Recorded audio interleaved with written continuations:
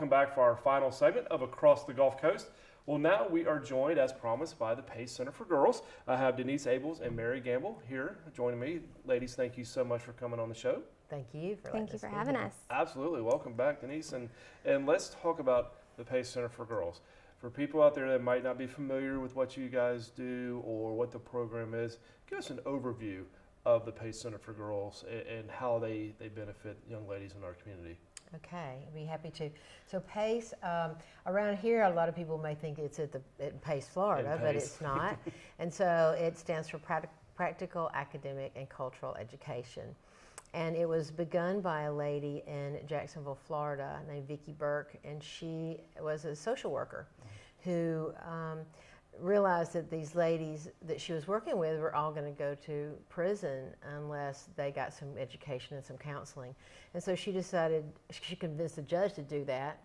And so she started, and from there it's grown into 17 schools. I think it's 19 now in Florida, actually. Wow. And so we have one here in Pensacola that has been around for over 20 years. And it is a school for girls from 11 to 18 years old. And these girls they need help. They've either been expelled from school maybe, or are about to drop out, or have dropped out.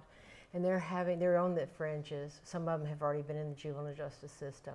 So they're on the fringes. Mm-hmm. So we provide a school, it's an accredited school, just like any school in the area.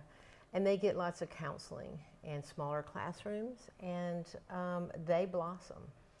What kind of, if blossoming, I love that word, what kind of success stories have y'all seen though? I mean, obviously, as you just said, they blossom. Do you see a lot of that with the girls that go through the program? Right. Over close to 90% of the girls graduate. Wow. And so that's much higher statistics than our school systems currently have. And really, most of those do not go back into any kind of juvenile justice system, et cetera. So what they get taught is just they're empowered. You know, they know they're pretty for the first time maybe. They know they can do things on their own, and they are smart girls. Mm-hmm. And they love to graduate and get on higher education. So it's terrific. And how are they referred to the school? How do they end up at PACE Center for Girls? They can just they find out from it from maybe other family members who have been to PACE, or the juvenile justice system may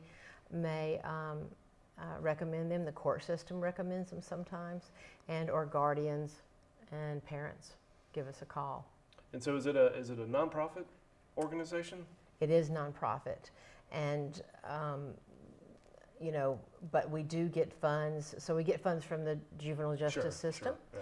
And we do get funds from fundraisers that we do. And some Impact. kind people. Yes, Impact 100, exactly. Great. So it is a nonprofit, so we're able to gather more funds to help our programs and enrich them more than what we already can get from school funding, et cetera. Well, and Mary, Denise just mentioned, you know, the fundraisers, and yes. You guys have a big one coming up in October. Tell me a little bit about what's in store. Well, this is our 10th anniversary Diamond Edition of Bag It. And it's going to be August 19th at 11:30. October 19th. Yes, October 19th at 11:30. Okay. And it's at the home of Brian and Susan Finger in Gulf Breeze. And what we try to do is give a little bit of information about PACE, but at the same time, it's a fun luncheon for young professional women, all ages actually. And you bid on handbags. And you have a little bagged lunch, and you can buy a chance ticket to win a beautiful Judith Lieber bag that's valued over $6,000, and inside is a little diamond that Jewelers Trade Shop will mount for you in whatever you want, an earring, a necklace, very nice. A ring. Yes. Diamonds are always good. Now, if somebody wants to get tickets or get involved somehow, how would they go about doing that? Well, you can call Meg at PACE Center for Girls, or you can go onto our Eventbrite page and purchase your tickets there.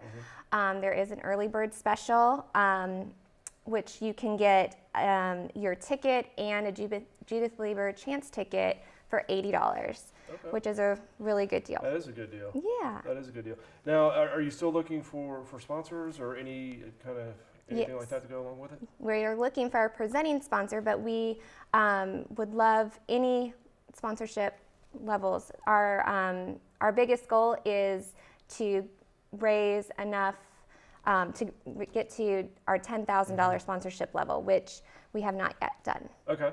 So if somebody does want to sponsor, they contact Meg at the center? Yes. Okay. And then, Denise, how about overall with the center, if somebody wants to get involved, whether it be through a sponsorship, volunteer, or anything like that, how would they go about doing that? Yeah, they can just call the PACE Center. They can go to pacecenter.org and you can see Escambia Santa Rosa school, and you can click on that and it goes to the school specifically. And there's a Facebook page that we keep up that has the PACE Center for Girls. It has all the events and what it's about, and you can go to Eventbrite from those pages too. Yes. Okay. Well, perfect. I know it's quick, but our time is out. But I appreciate y'all coming on and telling us about PACE and the Baggett event, and good luck with the event this year. Thank you. Absolutely. you. Thank you. And thank you for tuning in. Join us next month as we take another look across the Gulf Coast.